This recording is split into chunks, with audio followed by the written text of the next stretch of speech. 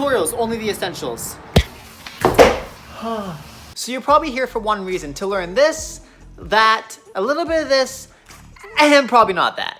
First things first, you want to warm up your wrists. I do 5 palm raises, then a 30-second hold, then just flip them around and around again and roll them out. Now just start on whichever hand's more comfortable in your stab freeze. Start with your head on the ground, make sure it's comfortable. Then once you're good with that, raise your head off the ground. Then after that, make sure you can hold it one-handed for at least 5 to 15 seconds. Now before you start spinning, you need to decide what you're gonna use for spinning. So you can either use a glove, a toque, or my personal favorite, which is just a sleeve. To start turning, all you have to do is start rotating yourself using your hand that's not stabbed. Start with your knees on the ground, as this will help you with balance and control while still getting the motion of it. Remember, you're pulling yourself around the hand that's stabbed, not away from the hand that's stabbed. If you pull yourself away from the hand that's stabbed, this will happen. Don't forget to keep breathing when you're stabbed and turning. Keep your core flexed so that you can breathe comfortably. If you're not breathing, your head's gonna explode and that's gonna cause a big nuisance. If you find yourself getting a headache, that means you're not breathing. Now that you can turn, it's time to bring your knees off the ground. Now that you can start rotating a little bit, what you wanna do is rather than putting your hand right beside your head,